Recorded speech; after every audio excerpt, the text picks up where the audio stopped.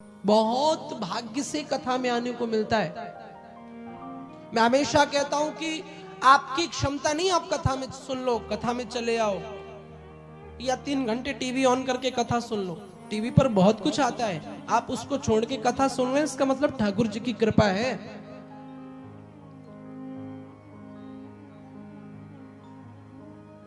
जनता जिसको इलेक्ट करती है वो बैठता है विधानसभा में, और मेरा जगदीश जिसको सिलेक्ट करता है वो बैठता है कथा पांडाल में। You are selected person, Thakur ji के सिलेक्टेड पर्सन हो। कि आप कथा सुन रहे हो और आपके हाथ में भी जो टीवी देख रहे हो, रिमोट चाहो तो बदल सकते हो आप तुरंत 2 मिनट में, और ठाकुर जी ने आपको बिठा रखा है सब कुछ छोड़ के। मेरे प्यारे, ये आना यहाँ पर साधारण नहीं है। यहाँ आने के लिए आपको नदी और पहाड़ क्रॉस करना पड़ता है, एक नदी और एक पहाड़। तो आप कहोगे महाराज जी हम तो यहाँ आने में बीच में कोई नदी नहीं पड़ी, कोई पहाड़ नहीं पड़ा। घर में भी जो बैठ के सुन रहे हैं वो भी यही सोच रहे होंगे कहाँ नदी, हम तो आराम से सुन रहे हैं सोफे पे। नहीं नहीं, कथा में जब आते हो तो एक नदी पड़ती है। कौन सी नदी? कुतर्क भयंकर नाना, एक कुतर्क रूपी नदी है। कहा जा रहा है कथा में? बावरे 3 घंटे बिजनेस दुकान खोल के बैठेगा तो कुछ आएगा? इन पंडितों का तो काम ही यही है, आते हैं कथा करते, कहाँ चक्कर में पड़े हुए। मन बनाया कि आज कथा सुनेंगे, बच्चा आ गया मम्मी कार्टून देखूंगा, मोह आ गया छोड़ दिया, ले बेटा कार्टून देख ले, मोटू पतलू देख ले। होता है कि नहीं? ऐसा होता है। ये कुतर्क हमें ठाकुर जी से जुड़ने नहीं देता, यही नदी है। नदी कुतर्क भयंकर नाना।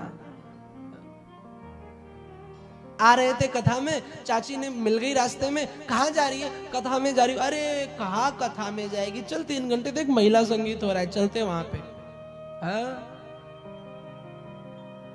इतनी जल्दी इजिली नहीं है कि यहां जुड़ जाओ। यहां तो वो आता है जिसको मेरा प्राण वल्लभ गोविंद कहता है, तू आजा तू मेरा है, तू आजा तू मेरा है। साधारण व्यक्ति नहीं जुड़ पाता है। पर्वत कौन पढ़ता है? इस कथा में अड़चनिक पर्वत भी है। कौन? ग्रह कारज नाना जंजाला, घरेलू कामकाज। इससे फुर्सत नहीं मिलती कभी हमको। आज ये काम है, इनविटेशन तो आया था कथा में जाना है, पर कैसे जाऊं, आज तो ये काम है। मन तो बहुत है कथा सुनूं बैठ के सोफे पे, पर कैसे सुनूं, बाहर जाना है। दिन भर जिंदगी भर काम जीवन में पीछा नहीं छोड़ता। जब मर जाओगे और वो सब सर घुटता है ना, तब कहते हैं आज इनका काम हो गया। होता है कि नहीं होता है? आज इनका काम, अब जाके इनका काम पूरा हुआ। अरे ये काम भी तो उसके लिए कर रहे हो। किसके लिए? मैं अच्छा अच्छा खाऊं, अच्छा अच्छा पहनूं, अच्छा अच्छा सब करूं। एक बार मेरे ठाकुर से जुड़ करके देखो, सब जीवन में अच्छा अच्छा ही होगा, कुछ बुरा नहीं होगा। कुंती ने दुख मांगा गोविंद से, तो क्या कन्हैया ने दिया? उसके पास दुख नाम की कोई चीज नहीं है। वो तो मुस्कुराता है, सिया राम मैं सब जग जानी। जो अपने मन में प्रत्येक कण में भगवान को देख लेते हैं, फिर उनका कभी भी कोई अहित नहीं हो सकता है। हमारी ये चौपाई हम सुनते तो बहुत हैं कि भगवान हर जगह है, पर हम मानते नहीं है। एक दुकानदार, आपने नोटिस किया होगा, पूजा कर रहा है सुबह दुकान खोल के, राम राम राम। क्यों? आज मेरी बिक्री अच्छी हो।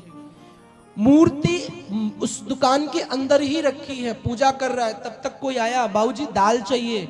अब दाल वाला ग्राहक आया तो नौकर से बोला, क्यों, दाल में कंकड़ बराबर मिले कि नहीं?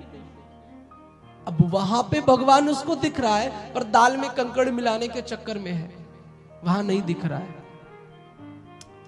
विवेक के साथ में देखोगे तो हर जगह गोविंद है, हर जगह। गोस्वामी तुलसीदास ने जब ये चौपाई लिखी, सिया राम में सब जग जानी, तो लिख करके जा रहे थे, तो रास्ते में एक बच्चा आया। उसने कहा, बाबा इस रास्ते से मत जाना, इस पे एक सांड आ रहा है, वो तुमको मारेगा। तो गोस्वामी जी ने कहा, मैंने तो अभी अभी लिखा है सिया राम में सब जग जानी। तो सांड में भी मेरा राम होगा तो मेरा क्या कुछ कर लेगा। तो गोस्वामी जी चल दिए। तो जैसे ही आगे गए वो सांड आया, गोस्वामी जी को मारा उसने। अब गोस्वामी जी आए और वो चौपाई फाड़ने चले, इसको तो मिटा दूंगा मैं। हनुमान जी महाराज प्रकट हो गए, गोस्वामी जी ये क्या करते हो। गोस्वामी जी ने कहा मैंने अभी लिखा सिया राम में सब जग जानी, हर जगह राम, और इतनी जल्दी उसने मुझे मार दिया। हनुमान जी ने कहा तुमने उस सांड में तो राम देख लिए, पर जो बच्चा तुम्हें समझाने आया था क्या उसमें तुम्हें राम नहीं दिखाई दिए? वह भी तो राम थे। हमें विवेक से देखना है, भगवान तो कड़कड़ में है। कौन कहता है भगवान आते नहीं, द्रौपदी की तरह तुम बुलाते नहीं। भगवान को वो बुलाने का भाव चाहिए, भगवान को पुकारने की वो चाहत चाहिए। दुख आए कोई बात नहीं है, भक्ति तो वही है जिसमें थोड़ा बहुत दुख मिले। कभी कभी ठाकुर जी से कह दिया करो गोविंद कभी कभी दुख भी दो। क्यों? क्योंकि आजकल सुखी हो जाते ना तो हम अपने सगे बाप को भूल जाते है कि नहीं। संसार पद प्रतिष्ठा पैसा आते ही रिश्तेदारों को भूल जाते हैं, भगवान की तो छोड़ो। बिजी लाइफ है पंडित जी, आप एक काम करो, पूजा मैं नहीं कर पाऊंगा, आप देख लेना, मैं आपको ये दक्षिणा देके जा रहा हूं। क्यों?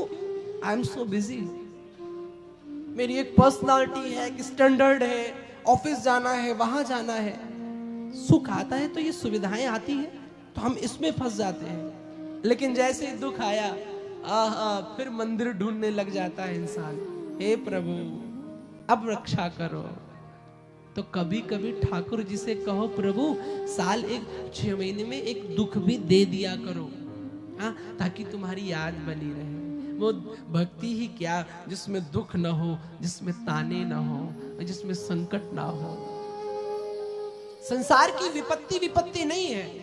हनुमान जी से पूछा गया दुनिया में सबसे बड़ी विपत्ति आपके लिए क्या है? तो हनुमान जी ने कह दिया, कहा हनुमंत विपत प्रभु सोई, जब तब सुमिरन भजन न होई। जिस दिन भगवान का आपके मुखार बिंदु से भजन न हो, पूजन न हो, समझ जाना आज मेरे लिए सबसे बड़ी विपत्ति का दिन है। आपके घर में ठाकुर जी हैं? लगभग सब लोग, किसी के राम जी हैं, किसी के ठाकुर जी हैं। कभी कभी ऐसा होता है हम देखते हैं हम उनकी पूजा नहीं कर पाते हैं। कहते हैं क्यों? क्योंकि हम आज बिजी थे। आप बिजी नहीं थे, आज ठाकुर जी चाह नहीं रहे थे कि आप उनके पास जाएं। ठाकुर जी की आज इच्छा नहीं थी तुमसे नजरें मिलाने की, इसीलिए तुमको न कथा में भेजा न अपने पास भेजा। आज तुम दुनिया के काम करो। आजकल का इंसान सोचता है पर्सनालिटी मेंटेन कर ले, 4 लोग क्या कहेंगे। 4 लोग क्या कहते हैं पता है आपको? इंसान जीवन भर यही सोचता है 4 लोग क्या कहेंगे, और वही 4 लोग अंत में कहते हैं राम नाम सत्य है। यही तो कहते हैं 4 लोग। ए प्यारे, जुड़ लो ठाकुर जी से, जुड़ लो भगवान से। ये कथा माध्यम है भगवान से जुड़ने का, ये सत्संग प्रवचन ये भगवान से जुड़ने का साधन है। किसी ने गोस्वामी जी से पूछा, गोस्वामी जी आपके लिए सबसे बड़ी बात क्या है? कैसे पहचानूं मेरा राम प्रसन्न है, कैसे पहचानूं भगवान हमसे प्रसन्न है? सबसे बड़ा फॉर्मूला आपको बता रहा हूं। देखिए मैं आपको बहुत सरलता से कथा समझाने आया हूं। मेरा मोटिव नहीं है कि मैं ऊंची ऊंची बात बोलूं आपके खोपड़ी से निकल जाए, मैं अपनी विद्वता यहां पर सिद्ध करूं, मैं बड़े बड़े श्लोक बड़ी बड़ी व्याख्याएं अन्वय करूं। इसके लिए आप घर पे भी पुस्तक लाके पढ़ सकते हैं। कथा का मार्ग है कि भगवान से कनेक्ट करना, ठाकुर जी से जोड़ना, और वही कार्य ठाकुर जी ने हमें दिया है। कैसे पहचाने हमें हमसे भगवान प्रसन्न है? तो गोस्वामी जी ने लिख दिया, जब द्रवय दीन दयाल राघव साधु संगत पाए। ठाकुर जी जब अधिक प्रसन्न होते हैं तो साधु की संगति देते हैं, सत्संग देते हैं, भागवत कथा देते हैं। जब भगवान बहुत प्रसन्न होते हैं तो आज आप पर ठाकुर जी की कृपा है कि आप कथा सुनने बैठे हैं, आप कथा सुन रहे हैं। नहीं तो बहुत से लोग ऐसे भी हैं जो कथा में तो बैठते हैं पर कथा उनमें नहीं बैठती। आके बस बैठ जाएंगे ऐसे करके, थोड़ा सा कोई अच्छा लग रहा है, कुछ मंच, कुछ लाइट्स, उसी को देख देख के अपना फोन पे लगे व्हाट्सएप में, बस मेरा फेस आ जाए कि हम बैठे हैं, बस बात खत्म। ना जी ना, व्यापारी 24 घंटे व्यापारी है। एक व्यापार करने वाला व्यक्ति ये नहीं सोचता कि मैं 3 घंटे के लिए व्यापारी हूं। रात में फोन आ जाए तो रात में चल देता है काम के लिए, सुबह फोन आ जाए तो सुबह चल देता है काम के लिए। एक व्यापारी 24 घंटे व्यापारी है। एक पिता 24 घंटे पिता है। वो ये नहीं देखता कि हम 3 बजे से 6 बजे तक पिता हैं, उसके बाद हम कुछ और बन जाएंगे। एक पति 24 घंटे पति है, ऐसे भी एक भक्त भी 24 घंटे भक्त है। वो टाइमिंग में फिक्स नहीं है कि मैं कथा में गया हूं तभी भक्ति में हूं, बाद में मैं भक्ति में नहीं हूं। महाराज भगत है तो वो 24 घंटे भगत है। जो प्यारे 24 घंटे भक्ति करो तो कैसे 24 आवर्स। आपके जीवन में ये नहीं होना चाहिए गुरुजी के पास कथा सुने, उस समय बहुत बढ़िया बन गए, अच्छे बन गए, और नीचे उतर के आए तो फिर वही घूसखोरी, चोरी, चुगली, निंदा फिर शुरू कर दी। ना जी ना, जो भगत है 24 घंटे भगत है। आपको भक्ति करने का सरल तरीका बताऊं क्या? आप जानना चाहते हैं? आपने कईयों के मुख से सुना होगा, ये स्तोत्र पढ़ो, ये करो, ये काम करो, ऐसा काम करो तो भक्ति होगी। मैं बहुत सिंपल तरीका बताऊं। अगर आपको भगवान को पाना है तो भक्ति की पहली क्लास आज के समय से आपको जोड़ के बता रहा हूं। आप सोकर उठते हैं ना जिस समय सुबह, तो सबसे पहले आपका ध्यान कहां जाता है? भगवान में। बोलो ना, फोन पे जाता है सबसे पहले। झूठ क्यों बोल रहे हो? पहले ही फोन दिखता है। तो भक्ति की पहली क्लास फोन से स्टार्ट कर दो। आपका फोन लीजिए, आप सुबह फोन देखे तो आपको फोन में वॉलपेपर ठाकुर जी का होना चाहिए। आपके फोन का वॉलपेपर गोविंद का होना चाहिए।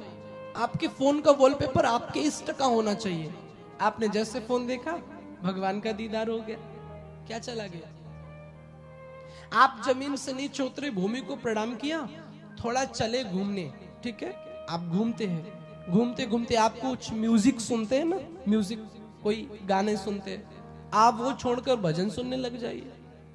बहुत लंबा चौड़ा प्रोसेस नहीं है भक्ति का। भगवान बहुत सरल है, इसको कठिन बनाने वाले कुछ धर्म के ठेकेदार हैं जिन्होंने उसको कठिन बना दिया। वरना गोविंद तो इतना सरल है कि मधुमंगल के मुख से जूठी कढ़ी निकाल के खा जाता है।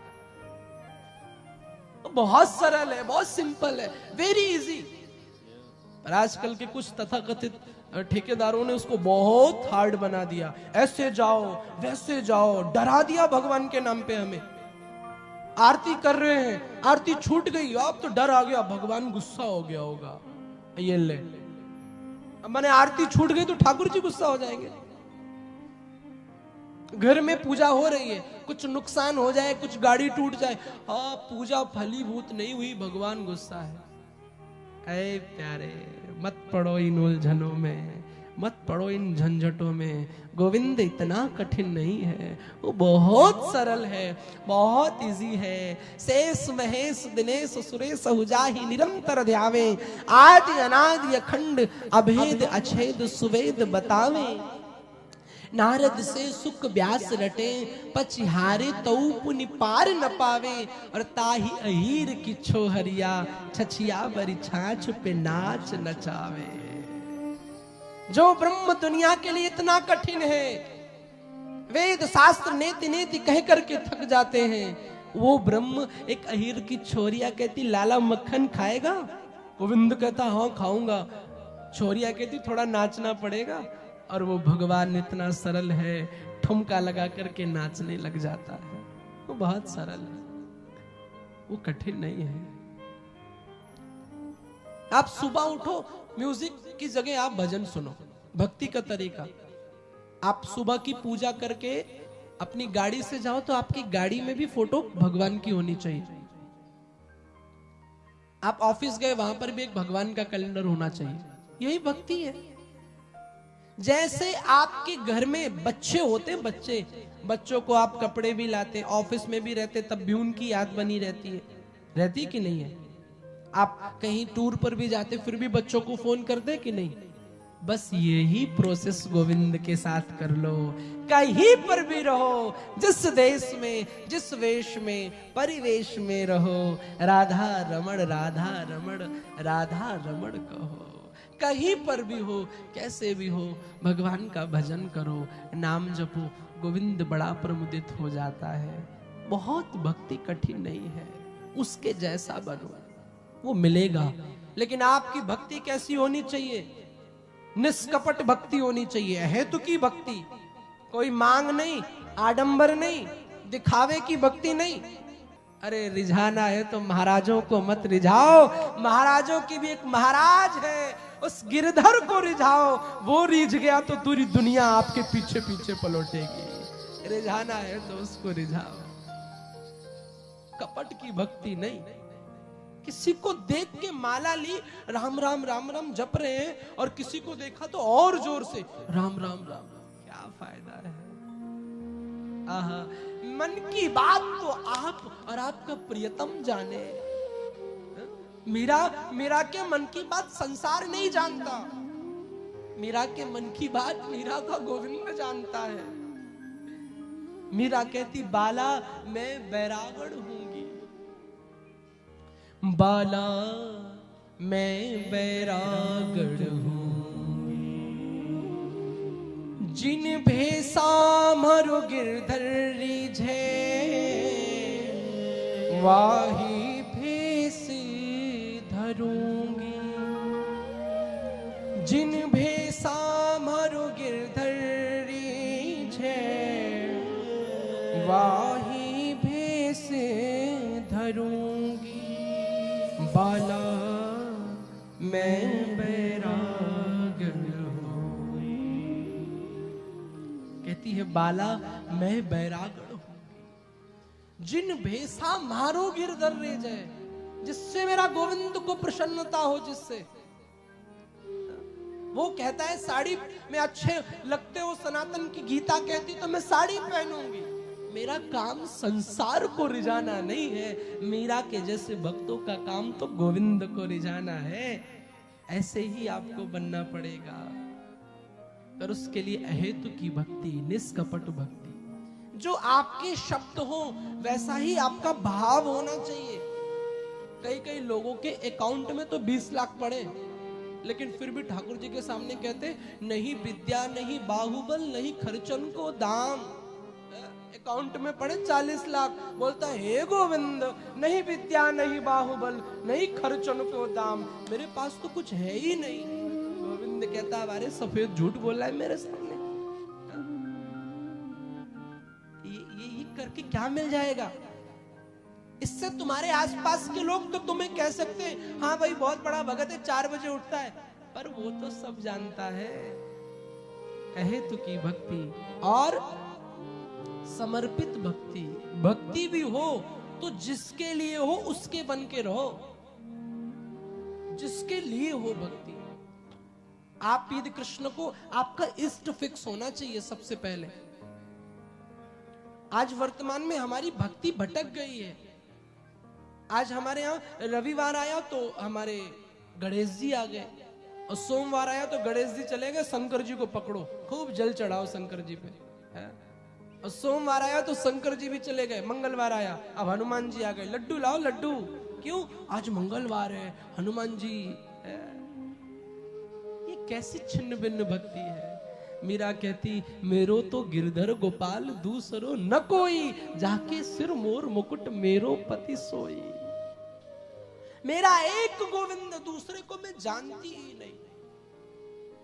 गोस्वामी तुलसीदास जब वृंदावन गए तो उनसे किसी ने कहा कि बांके बिहारी को प्रणाम कर लो, तो गोस्वामी जी ने कहा नहीं करूंगा। बोले क्यों? बोले मैं राम जी का उपासक हूँ। बोले ये बांसुरी वाले भी वही हैं। गोस्वामी ने कहा नहीं, तुलसी मस्तक तब नवो जब धनुष बाण ले हाथ। अगर ये वही राम है तो धनुष बाण क्यों नहीं ले लेता? हमारी आपकी भक्ति भी इष्ट एक होना चाहिए। आप मानो सबको, सबकी पूजा करो, सबको ठीक है, सबका ध्यान पर करो, पर आपकी चाहत, आपकी निष्ठा, आपकी लगन पहले एक जगह फिक्स करो। सावन आया तो शंकर जी पे इतना लोटा जल चढ़ाया कि शंकर जी को निमोनिया कर दिया। हाँ? अब भादव में एक लोटा जल के लिए शंकर जी तरस रहे, अब गणेश जी को मना रहा है इंसान। हाँ? और नवरात्रि आई तो गणेश जी भी भाड़ में चले गए। अब तो आ गई दुर्गा माँ, व्रत रखो है, मैं तो लड्डू पूरी खाऊंगी, आए नवरात्रि। सब कूड़ा। जिसके लिए प्रेम करो उसके बन के रहो, उसके जैसे बन के रहो मेरे प्यारे। जिसको प्रेम करो उसके जैसे बन के रहो।